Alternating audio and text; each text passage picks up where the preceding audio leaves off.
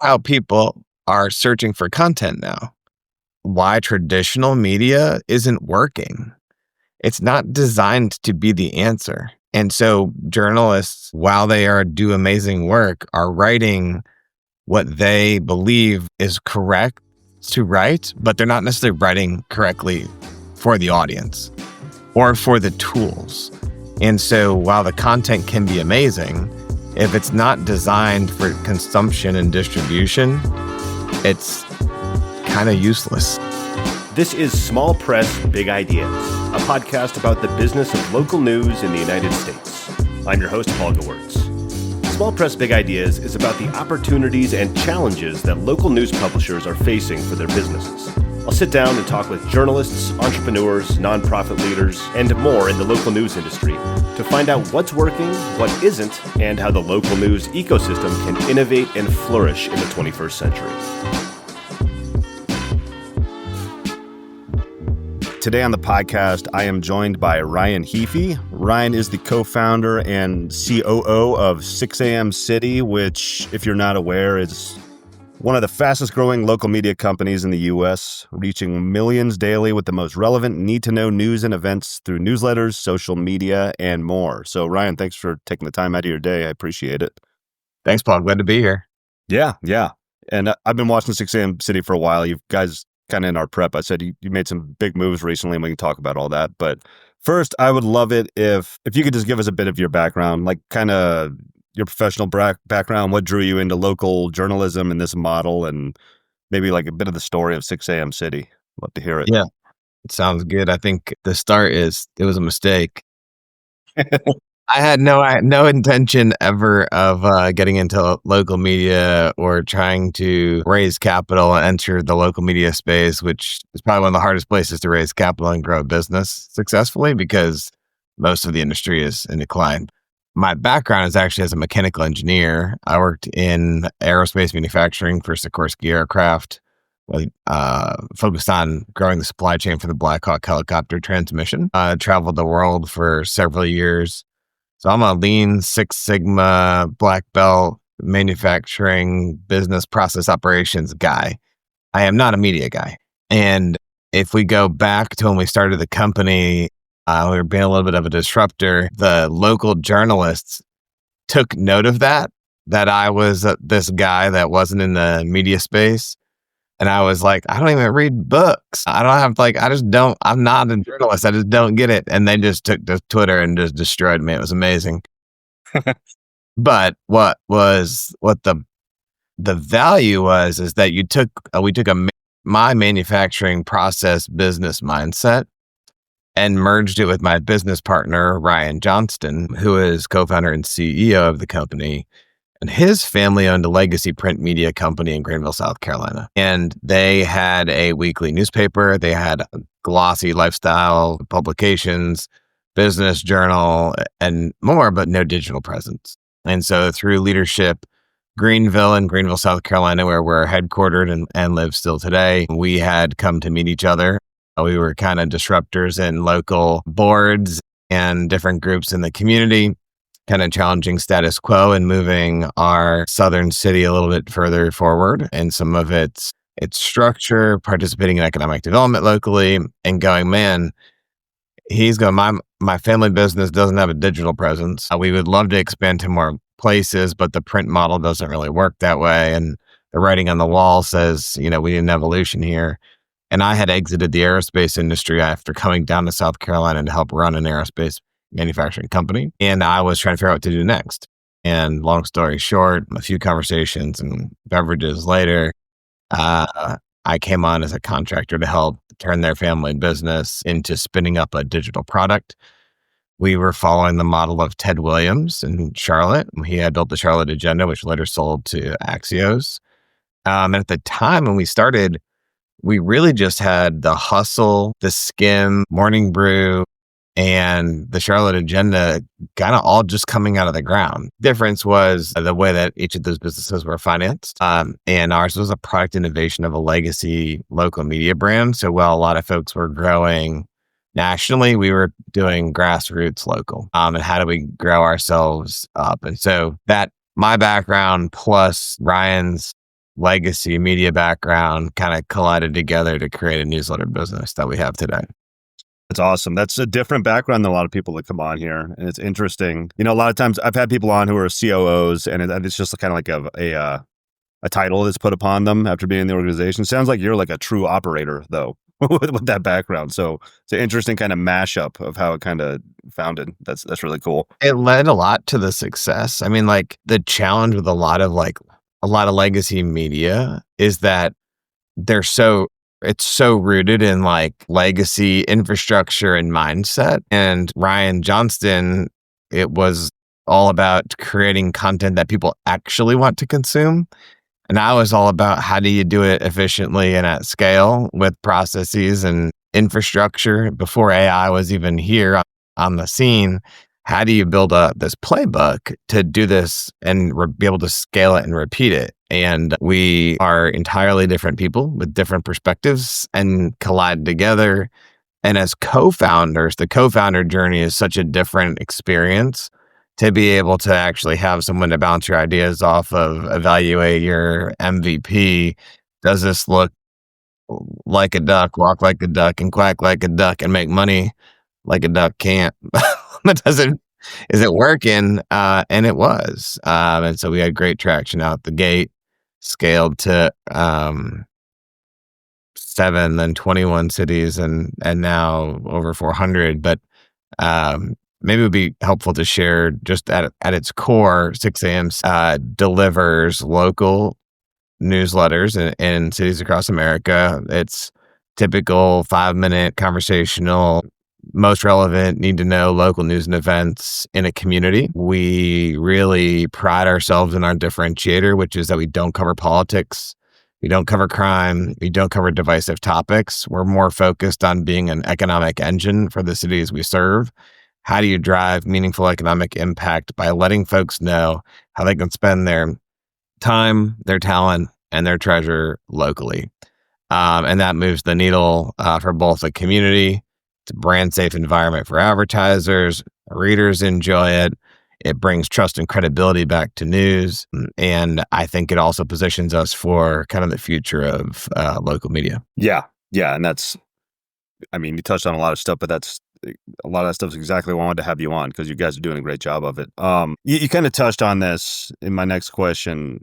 I had written down that your model really feels different than a lot of traditional local outlets that you read out there.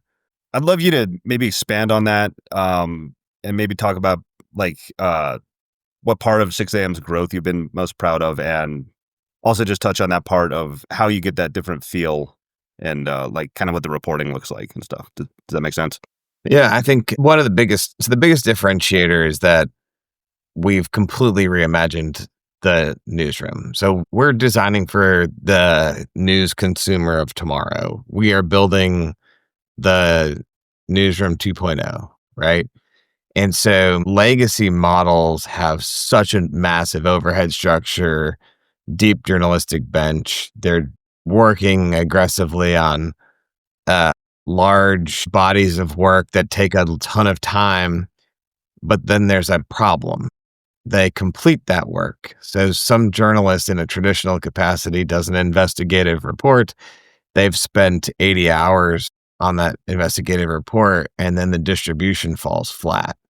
So while the journalist's work is amazing, it's great content, it's awesome, it probably adds value to people, but the media outlet itself is going to maybe share about it one time on a local news broadcast, maybe if we're in broadcast, or maybe print a piece of it in the paper, and then they put it all behind a paywall.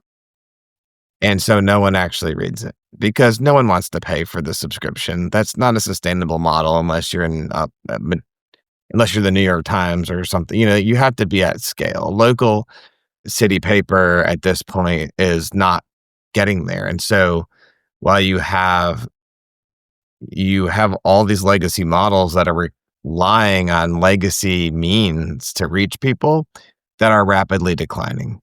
And so with the progress of AI, local search is devolving, and it's like you need to actually be creating content in an answerable format, which is how our newsletters are delivered.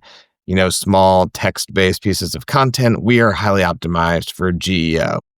generative engine optimization search. So like when someone goes and asks a question now, most people are pivoting to search through something like ChatGPT instead of Google. Well, there goes all the newspaper's content because it's not pulling from that because it's not answering the questions that people are asking.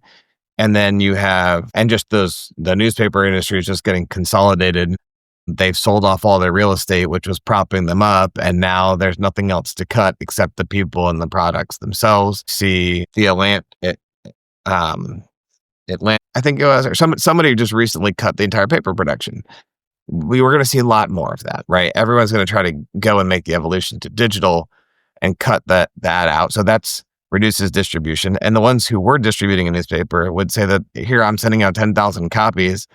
The print affidavit says 40,000 people read it, but walk around your neighborhood when the newspaper lands on, say it landed on 10 people's front doorstep in your neighborhood. Of those 10 people, probably 8 of them threw it directly in the trash. Certainly, each paper wasn't read by 4 people front to back. So there's a falsehood in the metrics. And then similarly on linear TV, people consume content historically on the morning and evening news broadcasts. That's not realistic anymore. I want my content on my YouTube shorts and Insta Reels and TikTok and, in just other formats that they don't deliver. And so while broadcast is trying to make that evolution, it's hard because you have all this legacy infrastructure and process and belief by the folks who are doing that work and the great work. It's hard to move folks, like even just to get the concept of AI adapted. So we're nimble, we're small, we are progressive in our desire to adopt tools and technology that lets us be positioned to be leaders in the market. We have a broader reach because we don't cover the politics, the divisive topics, and stuff that people just are tired of. We have credibility. We are a creator. If you think about it, our social accounts and newsletters are influencers in their own right in all these different markets. Our editors are B-list celebrities, essentially, in these cities. And so as the news outlets try to pivot going from, okay, we won't have a morning newscast in 2 to 5 years, we now need to turn our anchors into content creators to be part of this creator economy. And so that they can be part of some reel of content that's going to get served in some streaming capacity going forward. Else, they become irrelevant. And so, I think we play a huge part right now in that distribution, in the ability to take our content and fit into the future ecosystem. Yeah. Man, you've touched on so many themes of the podcast lately, just in that one little snippet. And the creator economy thing, I just had some ladies on from, it's called Pittsburgh's Public Source in Pittsburgh, obviously. And they kind of saw the writing on the wall with that stuff too. And they actually launched a whole pilot program where they went to the local influencers already there and partnered with them. So there's different ways of it being tried. And you also see that on a bigger scale, like when you see somebody who gets a following who works at the New York Times or something, they're just bailing and going to Substack. You know what I mean? Mm-hmm. So that stuff is definitely happening. I did want to get back. Go ahead. The challenge with some of those, though, that are pivoting out is they lack the business skill set or the just basic understanding of a P&L and what do I need to do to achieve a profitable, sustainable model? And that's where I think we play a really interesting part with a lot of folks as a distribution partner and mechanism to help elevate and monetize their business. But yeah, it's really interesting to see some of that evolution happening. Yeah. You guys are very well positioned. That's really cool. You had talked about, I forget if you said consumer or reader 2.0 or something like that. And I agree with a lot of the stuff you said there with the false metrics. I was talking with somebody recently who was talking about local magazines and they're shipping out to 9,000 doors that didn't ask for it. And that's just not the way people are going to consume things going forward. What is this? I didn't sign up for this, So It's just that kind of legacy model is it's kind of falling apart, some of that stuff. But in terms of the 2.0 consumer, in terms of 6 a.m. City, what's most exciting for you guys in terms of content innovation? I know you guys are doing a lot, but what are you thinking about that? You kind of talked about it a little bit already. I think the biggest thing that we're looking at when it comes to content and innovation is how AI plays into that ecosystem. right now we've spent, well, one, we acquired an AI-based newsletter company, which might show that we're pretty bought into the topic. But I think when people think about AI typically and content efficiencies, they're thinking about like generative AI to like create the content. And we see it maybe a little bit differently in that AI is a great tool to help get you closer to the finish line faster, and empowers the editors that we have in our different newsrooms across the country, and also can go all the way if you set it up right. And so when we build content that is fueled or empowered by AI or data sets, we still build the framework and infrastructure for the content with our product studio. Hey, we want to cover home of the week, for example. Well, what does that look like? There's an H1, H2, an image, body copy. It's written in this structure. It needs to carry these important details. And so that's humans that determine that. The AI can pull the data sets to populate that and then, render it and add a little extra blurb to it to get it to publish into a newsletter. But it doesn't require an editor to write it in 400 different cities for me.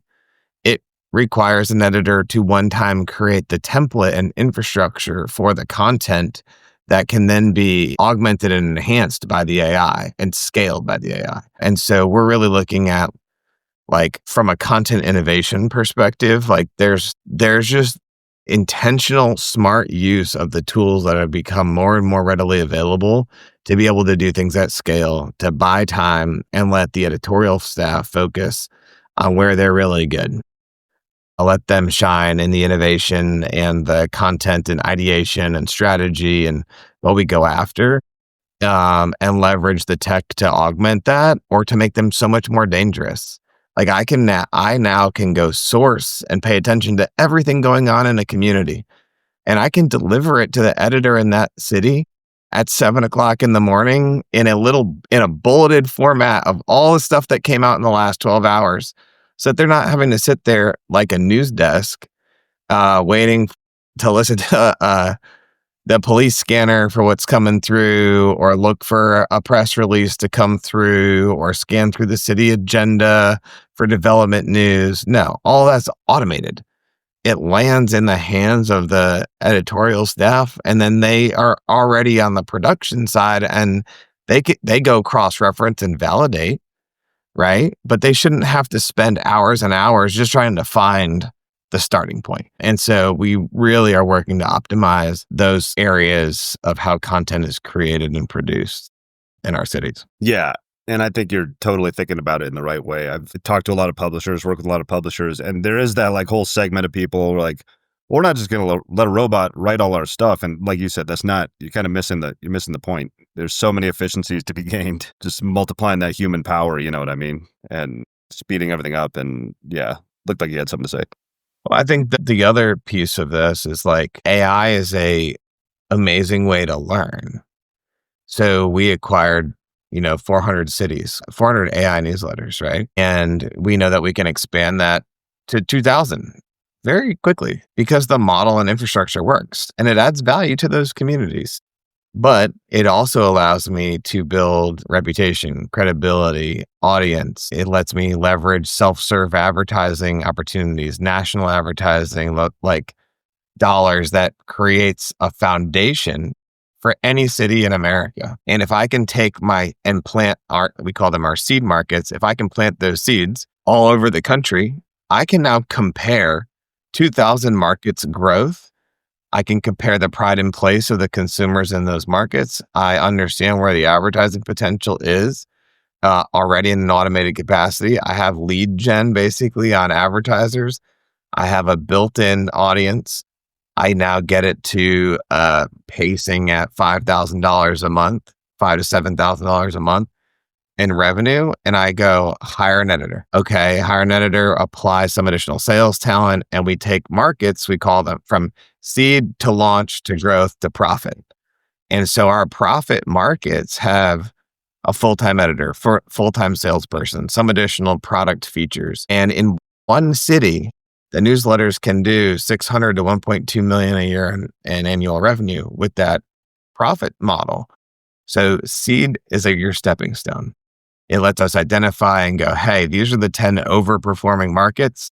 They're getting to that next threshold. They're all sustainable. They all operate profitably. Let's throw additional resources to it and take it and push it to the next level. But it allows us in our model to basically create a sustainable media model that can work in any city in America, which I would argue there's not one of those currently existing in any city in America that truly can say for the long haul, we are confident in our build here. Most of them are built on the backs of nonprofit dollars that can disappear tomorrow. Our membership models, or they're built on rented land that could disappear and completely turn their model upside down, or they're rolled up by private equity that can shut them down tomorrow. I mean, there's so many factors in play for a lot of the other entities. And, who else has a footprint like we do in a scalable model, leveraging technology that's kind of infinitely scalable at this point? Yeah. And I'd like to talk about that a little bit, just the growth side. I think when I first introduced you, read off the LinkedIn that you're by your own admission, one of the fastest growing local media companies. And then you said that you acquired the AI newsletter company with 400 publications and you could grow that to 2,000. So I'm curious what you've learned and what you're learning about growing at that pace and keeping that local voice. That's got to be, I don't know if it's more of an art than a science, or I'm just curious any takeaways you have, what you've learned along the way so far. I'll tell you the mistakes we made historically and why we made the decision now. I mean, so when we were originally growing the company, we had a managing editor and 2 city editors and a salesperson per market, plus audience development spend, plus additional overhead. And if you do like super simple math, that's really expensive. Over time, we evolved to a structure where we had 2 editorial staff per city with 1 managing editor for like 6 cities. And we had some audience development growth expense. Well, that was about $250,000 a year operating cost per city. Well, you had to make that. And so if you go and expand rapidly, which we did, we tried to go from 7 to 21 cities in like 6 months. Well, if you just like very, very simple construct there. I mean, if there's 15 cities at $250,000 a year in burn and you have made $0 in revenue yet in any of them, that doesn't really work. And we learned that the very hard way. And so over time, identifying that there's a much more operationally efficient way to run our markets, and the ability to lean into technology to grow and seed these markets faster. I can now turn on a city today and be profitable tomorrow because we're leveraging the AI technology. We lean into our self-serve ad tech, and then you just tick up. And so month 1, it does $100 in revenue. Month 2, it does $500. Month 6, it's at $2,500. And 8, 9, 10, 12, you're hit that $5,000 a month mark, bring on a full-time staff person, tick up to the next level. And so through all of that, how are we confident that the content's good or going to be good? The company we bought was reliant very much on legacy other media outlets for curation of content. I don't believe that's the right approach going forward. We've built a lot of strategic partnerships with relevant data sets on a local level to ensure that we're sourcing more from native sources so that, I am able to pay attention now to the top 5 employers in a market and their direct content pages. They're people that would pay us to share their content, that want us to share their content. Well, it's not, and it's by having those content relationships or being able to get content directly from the sources in market, you're now not pulling from a news article that's inherently biased. Because no matter what, as unbiased as any person wants to be, the word choice anyone uses adds bias to their writing. And if AI is trying to parse someone's writing from a journalistic perspective, it's going to inherit that and potentially have issues. So we are working more on factual data sets supported by our editorial guidance and 10 years of learning what works and what doesn't work on a local level and how to write and approach content. And then marrying our editorial expertise over 10 years with the technology to source content and match data sets with that expertise and deliver a high quality product. And so we are about a month away or so from relaunching all these markets that we acquired a few months back under 6am's brand standards from an editorial ethics perspective, from a design perspective. And I think people are going to see that you can do a lot with AI when it's merged correctly with an editorial leadership and a sales leadership that allows it to thrive in a market. And I just don't think it's been done anywhere. There's a lot of AI slop and crap that's out there.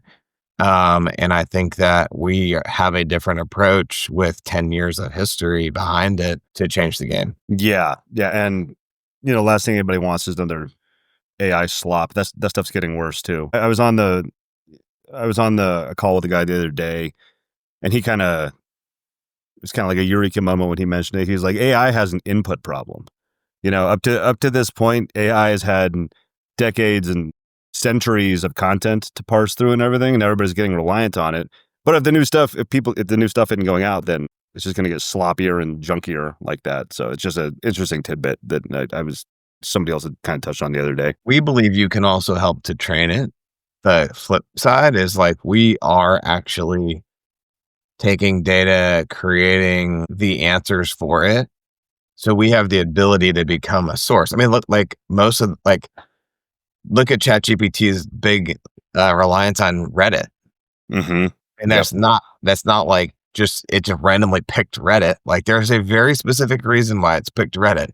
And a lot of what we can do with newsletters and how we're parsing the news allows us to become, and we're already seeing it as a source for some of the LLMs, or without us even intentionally partnering with them and picking up a level of increased web traffic where a lot of other media outlets are losing web traffic, although we don't necessarily care about web traffic anyways, but we are actually seeing it play in our favor as a newsletter company.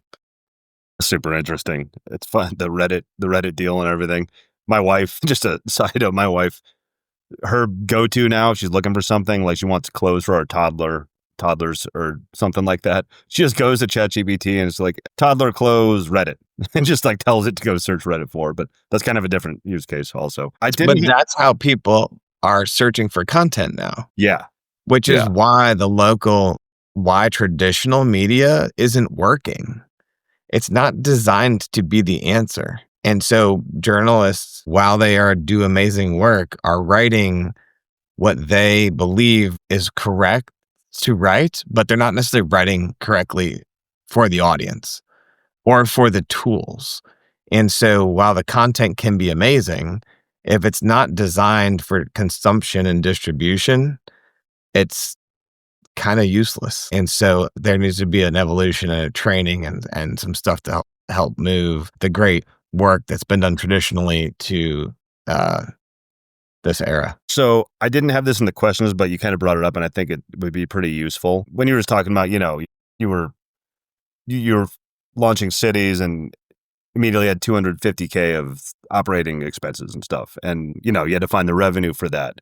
I'm curious if you could talk a little bit about kind of, you don't have to share numbers or anything, but where that revenue is coming from. And, every publisher is thinking about revenue in new ways lately.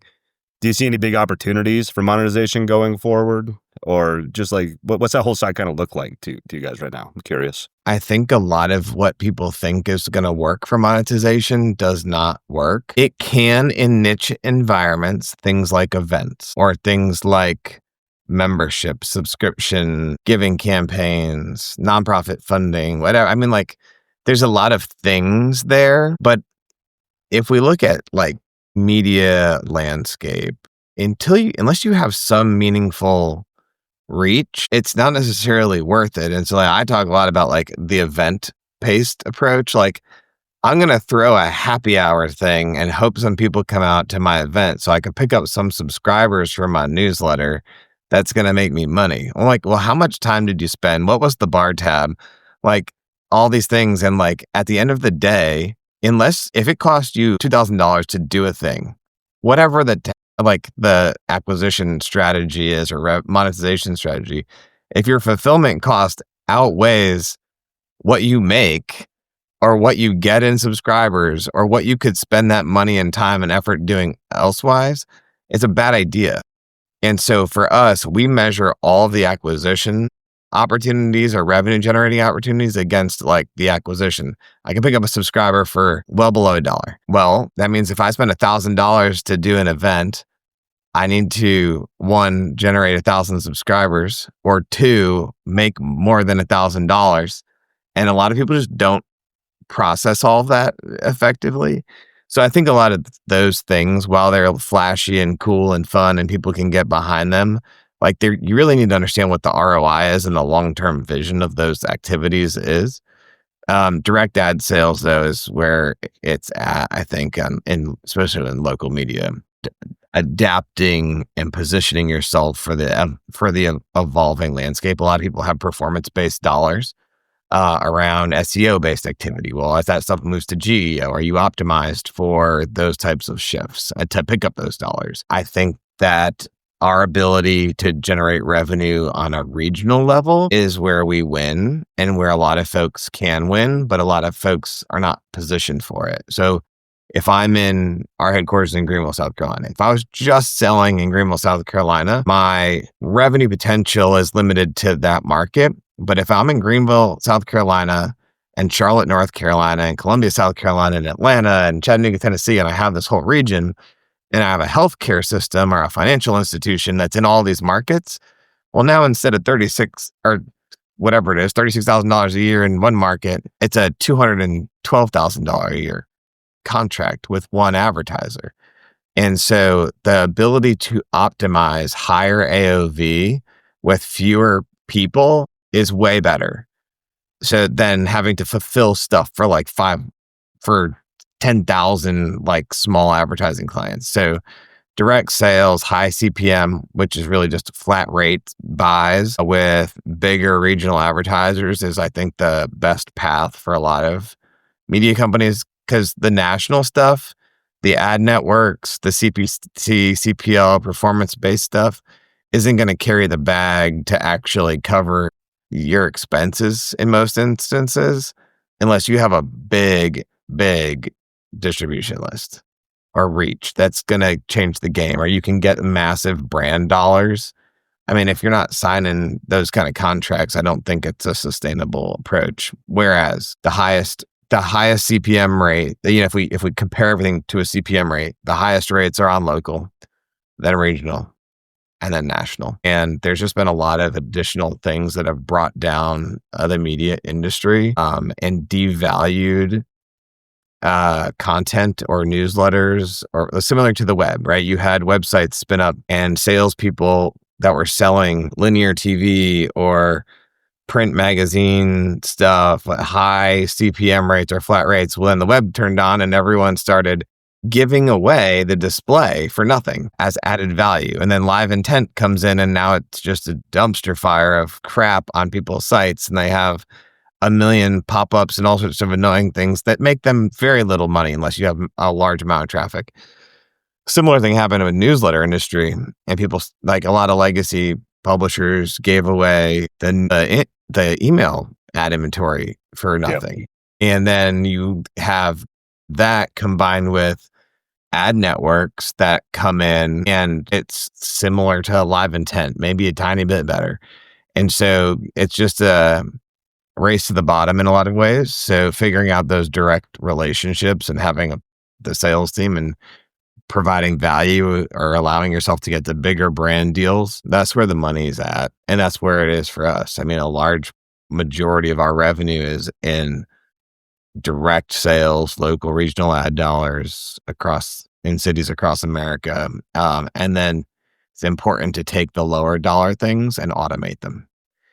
Self-serve ad portal that we have is huge. Like take the friction out, take the sales commission out, take the revenue fulfillment team out. Like it just automatically, it's below $500, below $2,500. It should just all be automated. Put your time and effort and talent against the higher AOV products and opportunities and have a much more efficient, profitable business model. Yeah, I agree. It's kind of really the model. It's tale as old as time. If you can get companies more money, they will give you money. You know what I mean? Like the event stuff you talked about, I've seen people do really cool stuff with that and everything, but just a quick example, there's a big block party that was thrown here in town yesterday, and there had a ton of turnout last year. It was really cool. And I went with my wife and my boys last night, and guess what? It rained like all day long, and like nobody showed up. It was like a quarter of last. It was I felt kind of bad for them, but there's also things like that. All right, we're but you rely on that, and then like that rains, and then if you're not selling, if you're based on ticket sales, but you've already paid your contracts to your vendor. I mean, there's so many variables in all of that you can end up upside down real quick, and it's not reliable. It's not sustainable. It's not scalable. And ultimately, you put yourself at the mercy of a lot of other things that are outside of your control. Sure, markets can go up and down, ad dollars change and fluctuate, but like it's a lot easier to forecast and project and understand trends if you can build some SaaS version of something into your ad sales package where you have, more consistent guaranteed recurring revenue. That's great. But yeah, I mean, there's a lot of bets on things that just don't move the needle, but take a ton of time. Great. All right, man. We're coming up on time. I would love you just let people know where people can find you, 6 a.m. City, anything, any big news or anything else you'd like to promote or point people to. And I can link to all this stuff in the show notes also. 6 a.m. City. If you want to learn more about 6 a.m. City, they can go to 6amcity.com. We break down all the different product lines that we offer. One of the things outside of our core focus and core business of operating newsletters in cities, we do a lot of product studio work where we do white label newsletters for other brands, healthcare industry, travel and tourism, master plan communities, etc. Like we know this space really, really well and have a whole team designed to create and develop newsletters for other folks. We also can support monetization and things like that for different newsletter brands based off of our existing relationships. But one of the coolest things I think is that we've built a resources platform. So we call this Behind the Newsletter. It talks everything about the industry, thought leadership, and we spun up a free Slack channel for anyone in the newsletter industry, whether you're a marketer or on the growth marketing side, sales side, want to know more about the industry, or you're the operator founder. It's a good place for everyone to kind of collaborate, and we share a lot of our lessons learned in there. And it's been becoming a great community. We've launched a couple weeks ago and have hundreds of people already on the platform. Cool. And I'll link to all that stuff. And I know you're also active on LinkedIn. I'll link to you on there also. Ryan's a good follow. I follow him myself. Okay, Ryan, that about covers it. Thanks so much for your time. This is awesome. That was like a clip generator. I can probably get a bunch of social media clips out of that episode. So awesome. Thanks for being here, man. I do appreciate it.